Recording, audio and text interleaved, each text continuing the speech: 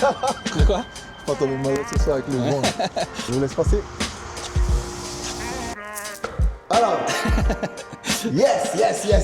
Un petit bas, pas pour se saouler. Donc c'est ici, nous faisons un peu les dévis au niveau de facturation. J'ai des jantes qui sont super propres. Donc, le mouvement et on essuie.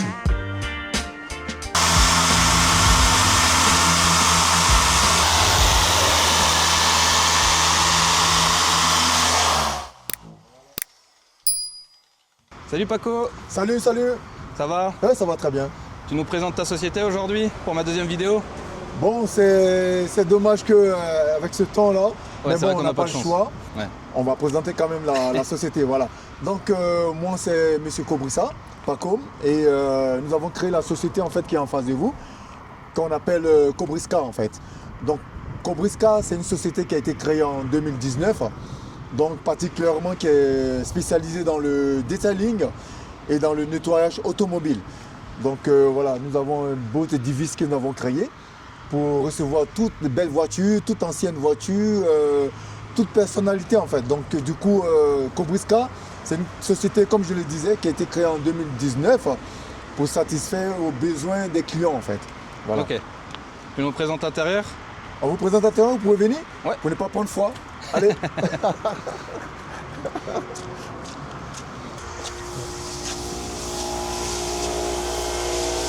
Voilà, donc nous sommes à l'intérieur du bâtiment Cobriska. Donc Cobriska actuellement est situé au 7 rue des Petites Quémènes, donc précisément à Lexi. Donc je vous donne carrément l'adresse, 7 rue des Petites Quémènes, 54 720 Lexi. Donc nous sommes situés à côté du karting et Cas Exigence qui sont notre prestataire. Cas Exigence et AMS, c'est pas mal de garages qui se sont installés au bout de quelques années. Donc du coup, Cobriska aussi est venu s'installer dans cette belle ville de Lexi en fait. Voilà, donc la présentation de l'intérieur. Donc nous avons un petit salon que nous avons mis en place pour les clients. Parce que les clients en fait généralement ils arrivent pour quasi 45 minutes à 1 heure. Donc pour les occuper en fait nous avons créé un petit endroit pour effectivement prendre un petit café, un petit bar. Je précise, un petit bar, pas pour se saouler, mais juste pour rester quelques minutes en fait, le temps d'attente pour finir le véhicule en fait. Voilà, je vais faire un petit jeu de fléchettes que vous allez regarder un peu. Allez hop! Eh bien raté. Raté là. Eh bien c'est une deuxième fois. Voilà, presque au milieu. Alors, yes. Tous les produits en fait que nous utilisons en fait dans le nettoyage detailing. Voilà, donc nous avons la partie produit, tout ce qui est polissage, et la partie produit, tout ce qui est intérieur, extérieur. Donc je pense que d'autres personnes qui utilisent ces produits les reconnaissent plus ou moins. Voilà, donc nous avons le bureau, comme tout garage qui a un petit bureau, voilà, un petit endroit de détente, une petite cuisine et tout. C'est là où tu vas accueillir les clients en gros. Voilà, là j'accueille le client et précisément, comme tout garage, bon, on passe au paiement. On passe au paiement. Ouais. Parce qu'en gros, ici tu fais tes devis, Voilà. quand les personnes veulent venir. Exactement. Ici, Il y a tes réseaux sociaux aussi dessus. ici c'est les devis et là il y a les flyers qui sont là, il y a les cartes de visite et voilà. Donc c'est ici, nous faisons un peu les devis au niveau de facturation, les petits avis et tout. Donc n'hésitez pas, si vous avez des avis à poser, qu'elles soient négatives ou positives, vous pouvez les mettre, mais généralement, on nous met des avis positifs. Ah, quand même. Voilà.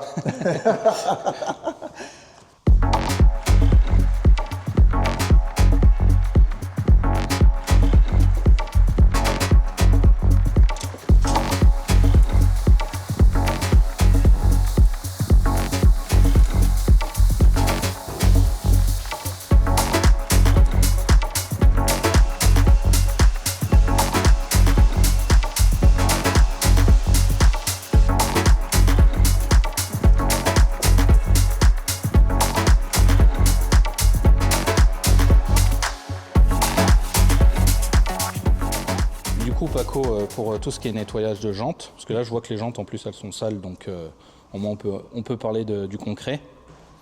Qu'est-ce que tu conseilles aux gens qui veulent nettoyer leurs jantes, un bon produit, parce que les produits du Leclerc ou je sais pas d'autres magasins, c'est un peu galère, on va pas se mentir, on l'a tous déjà essayé. Exactement. Et qu'est-ce que tu conseilles pour bien nettoyer ses jantes, bien rattraper ses jantes surtout, parce que c'est galère d'aller venir nettoyer. Bon là c'est des barreaux de BM, donc sont un peu plus simples à nettoyer je pense. 5 bâtons. Ouais, alors qu'il y a d'autres voitures, c'est pas facile. C'est compliqué. Ouais. Je conseille toujours aux gens, quand ils lavent le véhicule, de bien lire la notice ou les descriptifs qui se trouvent sur la boîte en fait. Par exemple, il y a des produits de jantes qui abîment, qui sont corrosifs en fait, qui bouffent les jantes. Donc, et les disques aussi. Donc, imaginons un client vous donne sa poche, sachant que les disques des poches sont des céramiques, en céramique. Donc, si vous mettez un produit corrosif là-dessus, eh ben, ça va bouffer la jante. Et si vous remarquez, la jante, les disques de la jante, elles seront un peu comme si elles étaient goudronnées en fait. Donc, moi, je conseille toujours à des gens de nettoyer le véhicule avec du pH neutre. Il y a des produits de jantes qui ne sont pas corrosifs, mais qui sont aussi plus puissants que ceux qu'on trouve à Leclerc ou à Auchan. Moi, je conseille toujours aux gens de prendre des produits non corrosifs et prendre des produits pH neutres. Il n'y a pas d'acide, il n'y a pas des produits, des symptômes d'acidité dessus. Donc, quand vous lavez le véhicule, eh bien, vous allez voir des jantes qui sont quasi tout neufs en fait. Je précise aussi en disant que si vous achetez un produit de jantes très très puissant ou qui travaille bien, ça ne suffit pas. Il y a le manuel, le travail manuel qu'il faut ajouter derrière. Je vais vous montrer un exemple que je peux vous montrer vite fait. Vous allez la comprendre tout de suite. Voilà, les jantes, il faut tout de suite pulvériser le produit. Pas sur les disques, mais sur le produit. Voilà, prendre le temps de pulvériser sur le produit, sur la jante. Ça, c'est un produit en fait que j'utilise qui n'est pas corrosif. Donc, vous prenez un chiffon. Quand vous êtes dans des endroits où il n'y a pas d'eau, il n'y a pas de courant, électricité pour pouvoir laver la jante, eh bien, il faut toujours utiliser le produit manuel pour pouvoir le chiffon et voilà, agir manuellement. En quelques minutes, les jantes sont propres. Il y a quelques minutes, elles étaient sales, si vous voyez, elles sont très sales. Voilà, je vais passer mon chiffon, même à l'intérieur. Je peux même passer mon chiffon. Voilà. Là, je suis à la fin de mon nettoyage des jantes. Bon, ça, je vais vous montrer rapidement, mais sinon, quasi, je prends 20 minutes pour laver mes jantes. Voilà. Vous voyez le résultat que ça donne derrière? Sans passer au rouleau, sans passer au Karcher. Manuellement, j'ai pulvérisé le produit qui n'est pas corrosif et j'ai pris un chiffon et j'ai essuyé. Donc, voilà comment il faut nettoyer la jante en fait. Donc là, nous sommes sur une BM série 1, donc le client aussi nous a fait confiance comme d'habitude. Il nous a amené le véhicule, nous a dit de faire un lavage intérieur-extérieur. Un lavage intérieur, ça consiste à nettoyer tout ce qui est à l'intérieur du véhicule, les sièges, le volant, la portière, les contours des portes. Vous voyez les contours des portes, là où se trouve le silicone en fait, la protection, voilà. Donc c'est très important pour nettoyer étape à étape ces endroits-là. Tu essayes de rendre le véhicule le plus neuf possible. Le plus neuf possible en fait, voilà. Donc le client qui vient chez nous, chez Cobrisca, qui veut un nettoyage approfondi, ben, nous sommes obligés de prendre le temps. Nous allons prendre quasi 3 heures. Donc les étapes de nettoyage, il faut toujours commencer. Je conseille toujours aux personnes qui veulent nettoyer, qui sont passionnées du nettoyage, de commencer toujours par la porte. Parce que ça nous permet de bien voir le dessous du contour des portes. Parce que généralement, quand on lave la voiture, on pense qu'on a lavé la voiture et tout, on est content. Mais on a oublié des détails en dessous. Les contours des portes sont très importants à nettoyer. Les contours des portes, les joints, les silicones, tout ça à nettoyer. Une fois fini ça, on nettoie carrément le siège. Le siège, pas prendre. Là, sur ce véhicule, on constate que il y a de l'Incantara, il y a 3 types il y a l'Incantara et il y a le tuche. Donc l'Incantara, il ne faut pas prendre des brosses en fait ou des produits de sur Auchan ou de la javel pour la nettoyer. Il faut prendre un produit pH neutre pour ne pas détériorer l'Incantara. Par exemple, prendre une brosse agressive et brosser à fond, non, c'est pas ce qu'on demande. Parce que l'Alcantara, c'est fragile comparé à du cuir alors. Exactement. L'Alcantara est aussi fragile que le cuir. Je dirais même, ils sont quasi pareils.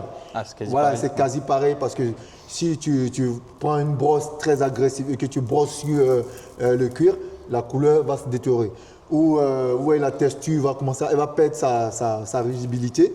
Donc du coup, c'est quasi pareil pour l'Alcantara. J'ai une tache sur le véhicule, je vais aller à fond. Non, pas aller à fond, aller progressivement. Ça, c'est des brosses à poil de cheval qui ne sont pas très agressifs. Ouais. Donc du coup, quand vous brossez l'Alcantara, il faut toujours aller du côté du haut. Il faut toujours aller du côté du haut. Sans aller comme... non. Il faut toujours aller légèrement doucement. On va toujours dans le même sens. Toujours dans le même sens. On fait pas de rond. Voilà, toujours dans le même sens, toujours dans le même sens. Vous faites des allers-retours, mais pas agresser l'Alcantara parce que c'est des matières qui vivent. C'est des matières très fragiles à nettoyer. Et on peut mettre un produit pour l'entretenir un peu comme le cuir, tu sais, de la crème ou je sais pas, un truc comme ça? Non. Moi, ce que je conseille aux particuliers ou aux professionnels, de ne pas prendre des produits. Bon, c'est vrai, il existe plusieurs produits pour nettoyer les Alcantara. Moi, généralement, je prends de l'eau un peu tiède, et je mets juste 2 gouttes et je frotte tout légèrement. Tout légèrement et disparaît le problème. C'est exactement aussi pour le tissu. Le tissu, bon, on peut le nettoyer avec un produit, n'importe quel produit, mais pas de la javel, parce qu'on sait que la javel, voilà, ça va vous enlever la couleur du tissu. Prenez un produit et mettre dans un chiffon. Prenez une brosse qui n'est pas aussi agressive et puis brosser. Et après, passer l'aspirateur derrière et c'est tout. Mais le but du jeu, c'est de bien aspirer le véhicule, aspirer toute la partie arrière jusqu'à la partie devant. Okay. Parce que pourquoi je dis ça? Si vous commencez par nettoyer la partie devant, là où il y a plusieurs boutons, eh bien vous allez tout projeter à l'arrière. Donc c'est mieux de commencer à l'arrière et tout projeter par devant et finir par devant. Okay. Voilà. Et en nettoyage aussi à l'intérieur, il faut faire très attention aux boutons.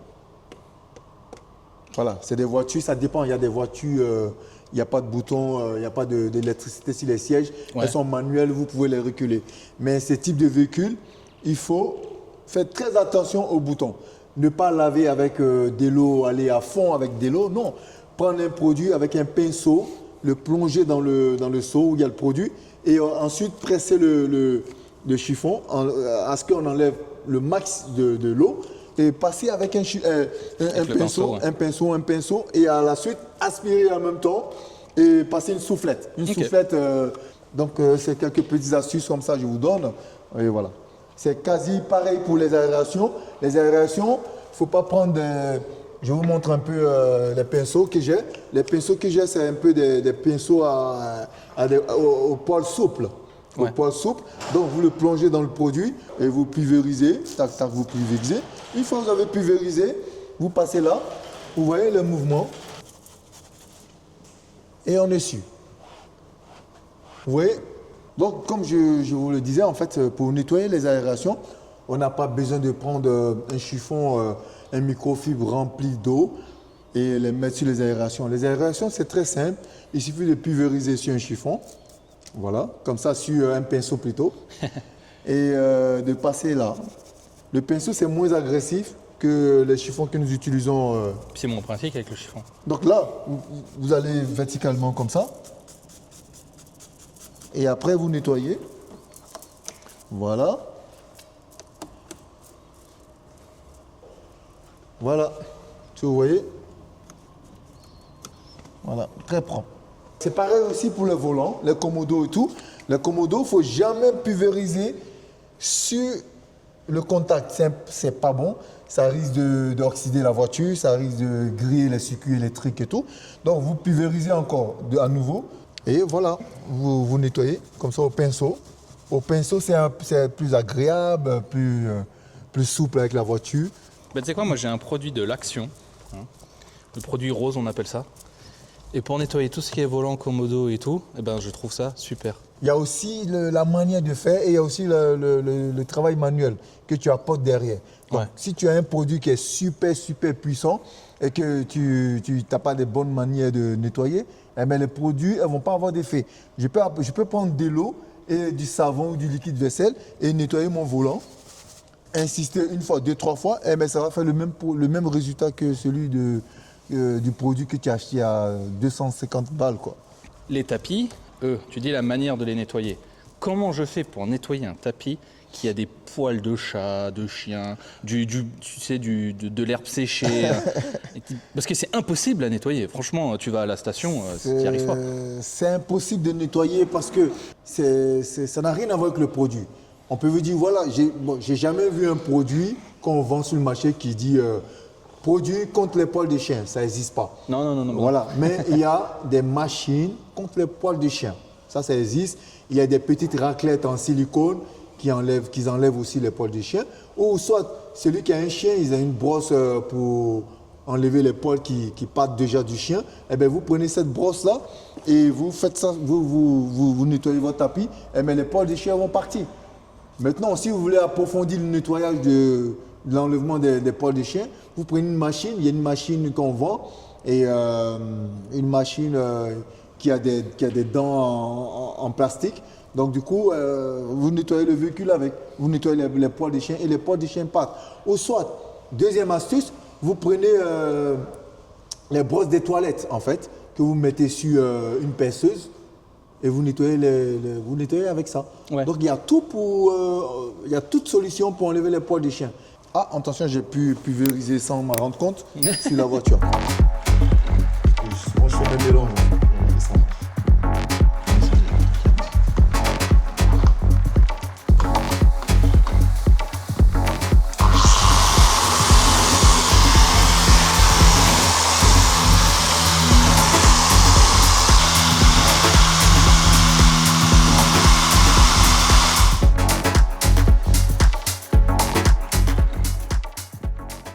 Voilà, donc nous sommes ici dans la zone préparation polissage, tout ce qui est céramique, pose céramique et tout ce qui est ponçage en fait de véhicules.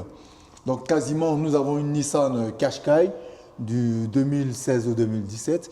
Donc le propriétaire nous a confié cette voiture pour effectivement avoir une prestation du polissage en fait. Donc le polissage, si je vous explique ça en 2 minutes, le polissage, c'est juste enlever tout ce qui est micro-rayures et retirer tout ce qui est micro-rayures sur un véhicule. Si vous remarquez bien ce véhicule, il a été micro-rayé par rapport au lavage à la main avec des microfibres qui ne sont pas adaptables ou lavé au rouleau qui n'ont pas des rouleaux aussi hyper performants. Donc du coup, ça a engendré des petits micro-rayures, si vous voyez bien.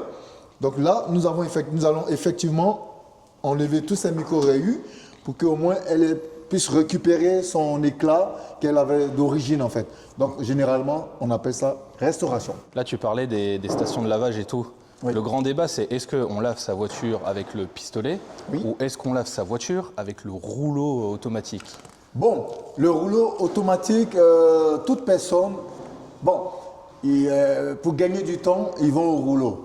C'est-à-dire sans rien faire, tranquille. Ouais, c'est pas prise de tête, quoi. Voilà, pas prise de tête, ils se mettent au rouleau et puis bon, le rouleau lave la voiture. Mais il y a un problème derrière, c'est que le rouleau, qu'est-ce qu'il fait? Il a plusieurs mouvements. Il a des mouvements horizontaux, verticaux, de la hauteur en bas, donc ça te raye le véhicule. Bon, une fois que le véhicule est mouillé, on ne voit pas les micro-rayures. Et une fois qu'on arrive à une température où il fait chaud en été, il y a tout qui ressort en fait en été. Tout ressort, voilà. Donc c'est une voiture où tu as envie de prendre soin de ta peinture, ton vernis du moins. Oui. Si tu la passes t'es sûr. C'est sûr. Quoi qu'il arrive. Voilà, donc évitez de passer au rouleau et acheter des microfibres qui vous permettront de laver manuellement. Manuellement, c'est laver avec la main, un petit seau, tout. Ouais. Un petit seau là où il y a un passoire. Donc la passoire évite que le chiffon, le microfibre, ait du contact avec le chiffon en fait. Donc du coup, quand vous allez laver le véhicule avec le chiffon microfibre, je vais vous montrer quelques microfibres. Je ne sais pas si vous pouvez me suivre pour que vous voyez. Je vais vous montrer un peu à quoi ça ressemble. Nous avons ici des différents chiffons.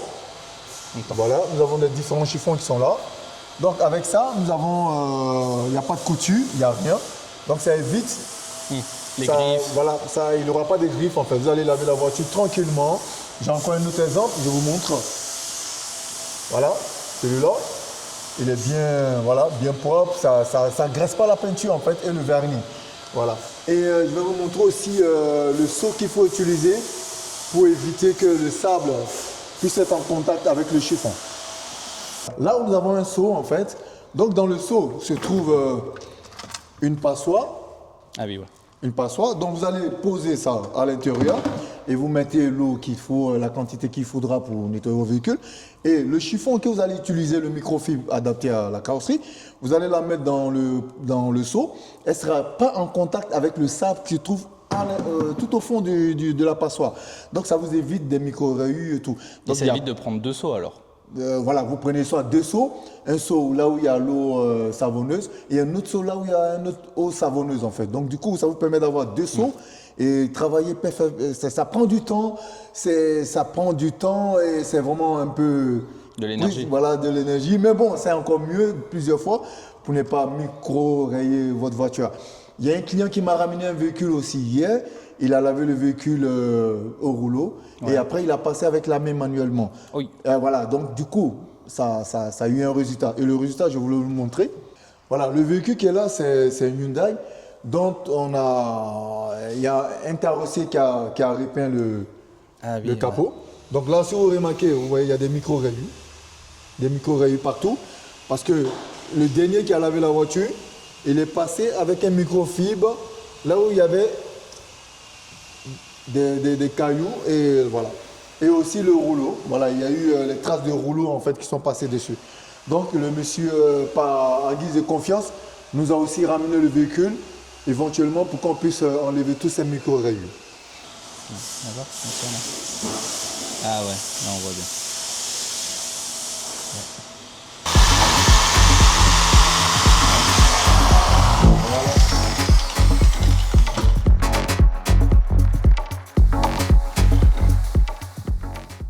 Comment as-tu découvert le detailing et pourquoi tu fais ce métier du coup? Ouais. Depuis l'histoire de mon enfance, j'ai été un enfant qui adorait le véhicule au point où j'allais à l'école avec mes petites voitures. Ouais. Et au fur et à mesure, bon, j'avais une passion de pilote d'avion et finalement, bon, voilà, ça n'a pas abouti. Je me suis dit, l'aviation et l'automobile, c'est quasi le même monde, donc du coup j'ai opté pour l'automobile et l'automobile à 15 ans je savais déjà rouler, à 15 ans, je pense 14 ans, voilà, c'est un risque, je déconseille aux parents de faire rouler les véhicules à 14 ans, mais moi je le faisais, je me cachais et tout, donc la passion me poussait à faire des trucs très dangereux que je ne conseille pas aux enfants. Non, on va voilà. pas trop conseiller. Voilà.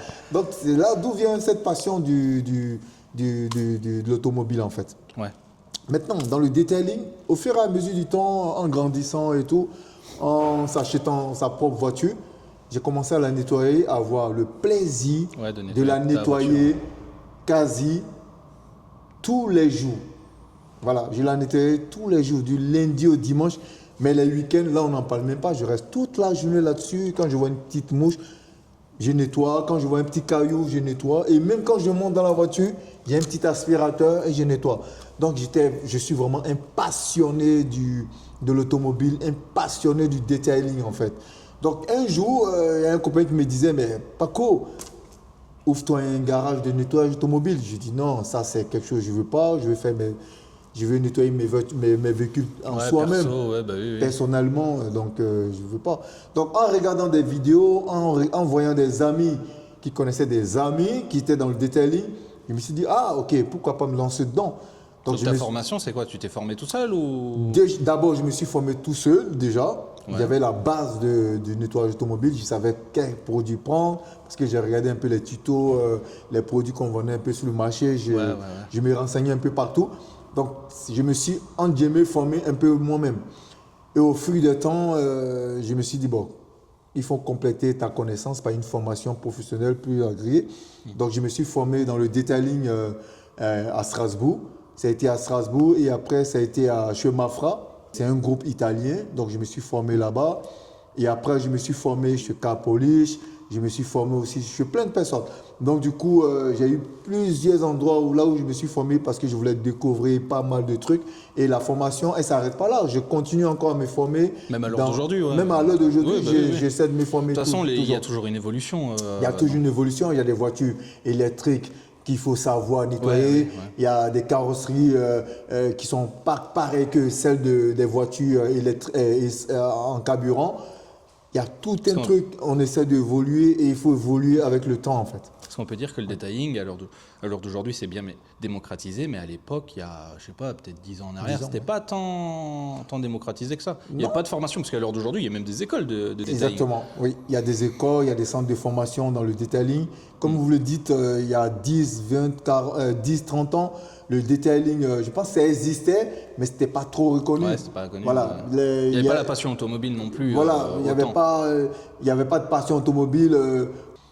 Moi, en gros, quand je réfléchis, je me dis le detailing, c'est comme, comment je peux dire, un véhicule, c'est de l'esthétique.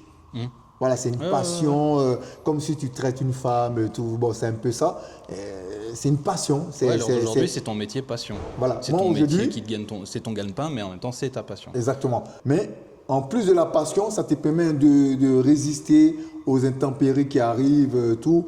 Il n'y a pas forcément des clients qui arrivent en masse. Il y a des moments où on a des heures creuses, il y a des moments où on a des temps forts et des temps faibles. Donc, du coup, plus tu as ta passion, tu ne vois pas les petits inconvénients qui sont autour. Mais quand tu n'es pas passionné et que tu veux faire de ça un métier seulement, eh ben, je pense qu'au bout de même pas 6 mois, tu vas arrêter. Et vu que c'est un métier passion, c'est quoi que tu préfères dans le detailing? Tu sais, quand quelqu'un te dit « Ouais, je voudrais faire ça sur ma voiture », tu te dis « Ah, tiens, c'est cool, je vais passer une bonne journée, je vais m'amuser ». Et est-ce qu'il y a d'autres trucs dans le detailing qui fait que quand tu sais que le client va te ramener, je sais pas, n'importe quel travail, tu te dis « Ah, ça va être un peu chiant, ça va être une journée un peu compliquée, il va falloir me laisser tranquille ». Oui. Ou c'est vraiment tellement passion, non? Bon, moi, là où je prends un peu de plaisir, c'est dans le polissage, comme je suis en train de faire. Dans le polissage, je suis tout seul tranquillement. Je suis en contact avec la voiture, je parle à la voiture elle me parle. Les rayures me parlent, moi aussi je parle aux rayures, les micro-rayures. Et tous deux, on commence à avoir une symbiose d'amitié et on travaille ensemble. Bon, il y a plusieurs aspects où je prends un peu je suis un peu content. C'est aussi, une fois avoir passé une journée à nettoyer un véhicule, que tu retrouves quasiment tout neuf. Il y a un moment, tu as un sourire là, tu es content, tu te dis waouh, c'est moi qui l'ai fait quoi. Ouais, voilà, donc il y a plusieurs étapes, il y a plusieurs moments comme ça où tu prends la joie. Et à l'heure d'aujourd'hui, toi, tu es patron de ta société. Oui. Mais quelqu'un qui veut se lancer dans le detailing, c'est un métier qui, à l'heure d'aujourd'hui, en 2025, qui gagne bien, ou c'est compliqué d'arriver sur le marché Moi, j'encourage aux jeunes aujourd'hui qui veulent se lancer dans le detailing de vraiment faire très attention, s'ils sont vraiment passionnés, qu'ils aient du courage. Ouais. Parce que c'est un métier où ce n'est pas tous les jours qui sont dimanche, ce n'est pas tous les jours qui est samedi. Ouais. Il peut y avoir des moments où tu peux avoir des moments creux, tu peux avoir des moments forts, des moments faibles. Si tu veux te lancer, vraiment, il faut avoir de la niaque en fait pour travailler. De pas être paresseux, il faut toujours bosser. Et c'est en cela que tu gagneras ton pain. Quelles sont les demandes les plus, moi je dirais, farfelues que tu as eues par des clients? Tu sais, un truc un peu irréaliste, tu te dis non mais monsieur, il faut être réel, je vais pas pouvoir... On parlait de polish, une personne qui te dit ouais, je viens, je te dépose ma voiture, tu as 20 minutes pour m'enlever toutes les rayures sur la voiture parce que là, il faut que j'aille au parking là-haut dans le coin, il faut que je rende la voiture. Tu as déjà des demandes comme ça? J'ai déjà eu, pas plusieurs, mais dans mon parcours, j'ai eu 2-3 personnes qui sont arrivées. Ça, première personne, c'était au niveau du nettoyage parce qu'il voulait rendre le véhicule à tout prix à un leasing. Donc, il s'est dit, s'il ne la rend pas tout de suite, eh ben, il se fera dérober par une amende. Donc, du coup, cette personne arrive, elle me dit, bon, Paco, on m'a dit, vous êtes fort, vous êtes plus rapide que le vent. J'ai dit, non, je ne suis pas trop rapide que le vent, mais j'essaye d'être rapide plus que le vent, mais j'arrive pas. J'essaye. Donc, le mec, il arrive. Il me dit, ouais, nettoyer mon véhicule et tout, j'ai quasi 10 minutes pour partir. J'ai dit, mais je n'ai jamais vu ça dans tout mon parcours. Même si elle est à peu près. Même si elle est quasi toute neuve, en 10 minutes, ce n'est pas possible. J'ai même posé la question, monsieur, je pense que vous êtes trompé, c'est 10 heures ou 10 minutes. Il m'a dit 10 minutes. Deuxième cas de figure, il y a un monsieur qui est venu dans le polissage. il est venu, il y avait une très grosse rayure. Ouais. Et il m'a dit, ben Paco, est-ce que tu peux m'enlever ça? Il paraît que ça s'enlève en 10 minutes. Oula. Sachant que dans la carrosserie, dès que tu vois le trait blanc, ça veut dire que tu as atteint l'après. Ouais, Donc, une fois que tu as atteint l'après, ben, il va y avoir un carrossier quoi, qui va te près de la porte. Ouais. Troisième cas de figure, il y a une dame qui est venue. J'ai bien nettoyé sa voiture. Elle était très contente. Elle est partie. Et 20 minutes après, elle est revenue. Ouais. Elle me dit, il n'y avait pas de brillant pneu sur mon pneu. Il n'y avait plus. Non, il n'y avait plus, j'avais déjà mis. Et elle était contente de voir ses pneus étaient tout brillants et tout. Et elle est partie 20 minutes après, elle est revenue. Elle m'a dit, est-ce que vous pouvez m'en remettre encore? Donc je me dis, mais on est où là? On ne peut pas à chaque fois revenir après 20 minutes. Elle va revenir. Toutes les 20 minutes mettre le brillant pneu. Donc il y a des cas il y a de la pluie, il faut m'en faire la voiture. C'est quoi le véhicule le plus spécial que tu as fait ou plus prestigieux, je dirais? Je travaillais dans une concession au Luxembourg. Je faisais quasi toutes les voitures, les Maserati, les 911, des Porsche, des Lambo, des McLaren. Qu'est-ce que je faisais encore? Des Maserati. Mais s'il n'y en avait qu'une que tu devrais retenir. Il y avait une que je retiens toujours dans ma pensée. Elle coûtait quasi, si je vous dis le prix, vous allez tomber par terre. Elle coûtait 2 880 000 euros. Ah oui, effectivement. Ouais. Et c'était une Mercedes, je ne sais même pas. Non, c'était pas une Mercedes, c'était une Ferrari 500 de combien d'années? Il paraît que c'était pour un roi de l'Afrique, en fait. Voilà. Donc, du coup, cette voiture, elle m'a marqué. Elle m'a marqué jusqu'à présent. Je rêve de la voir, mais j'arrive pas. Il faut dire ce que toi tu fais ici. Tu fais autant de la voiture de luxe, autant de la voiture de monsieur et madame tout le monde. Quoi. Voilà. Moi, merci pour la question parce que de la précision. Ici, aujourd'hui, dans le centre de nettoyage du detailing, Kobryska, on ne fait pas que des grosses voitures. Non. On fait aussi des véhicules pour monsieur tout le monde. Par exemple, des Clio, des Twingo. On prend toutes les voitures. Pas de moto alors? Si, des motos aussi. C'est vrai, oui. Ah, je fais des motos. Il y a un groupe de motards qui viennent me voir chaque mois. C'est quoi l'erreur la plus fréquente que tu vois chez les gens, chez tes clients, et qui te disent, ouais, il faudrait, je sais pas, je dis une bêtise, genre la boulette de cigarette sur le tapis, ils voudraient que tu répares ça, mais c'est quoi l'erreur la plus fréquente, ou même sur du nettoyage hein? Bon, l'erreur que les clients font, ils le font inintentionnellement. Oui, voilà. Ils ne savent pas, mais ils le font. Par exemple, ils ont fumé et pendant sa discussion, il a oublié et il la pose en fait sur le fauteuil. Ouais. Sans savoir. Et ça fait un trou à la fin. Et il s'en rend compte que, oh, mon siège il est cramé. Ça, c'est des erreurs aussi. Deuxième erreur que les clients font sans savoir, c'est qu'ils prennent la cigarette. Et puis et les cendres, il la verse un peu partout. Ouais.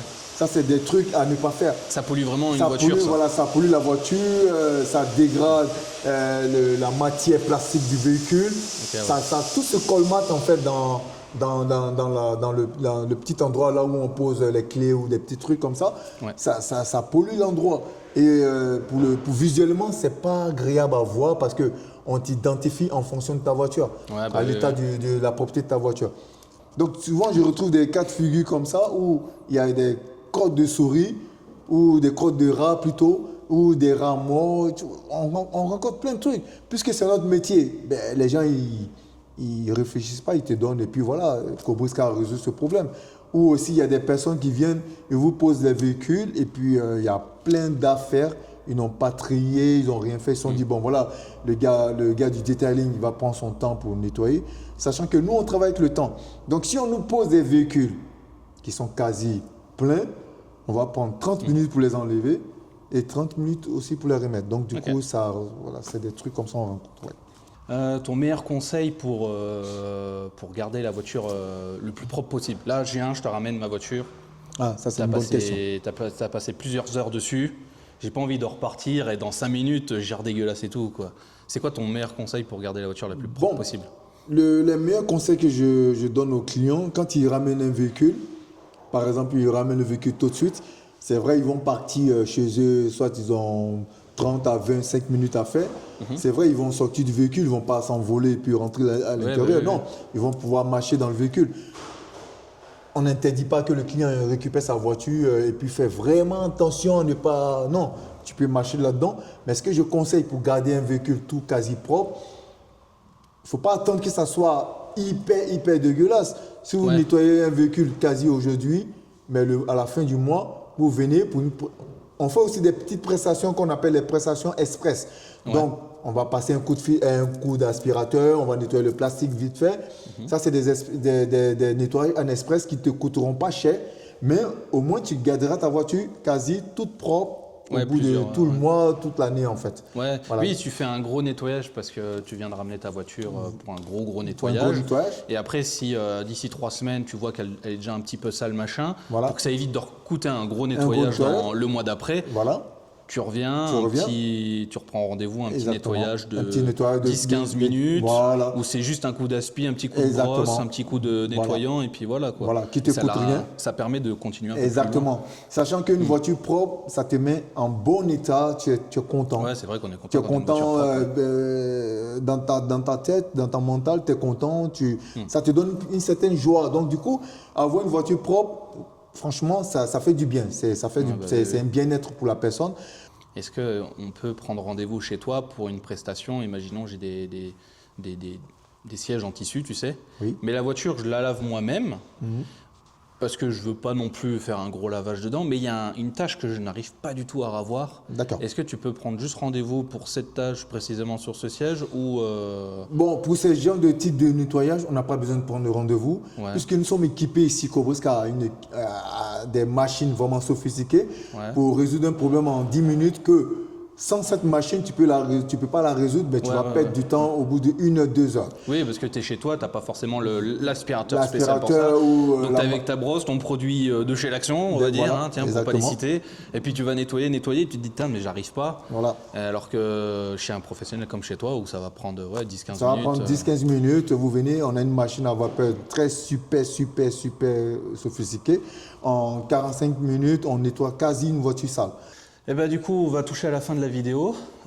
Si vous avez bien aimé la vidéo, pour me soutenir, vous mettez un j'aime, un like et vous abonnez. Vraiment, c'est une toute petite chaîne. Ça aide vraiment au niveau de YouTube si vous faites tout ça.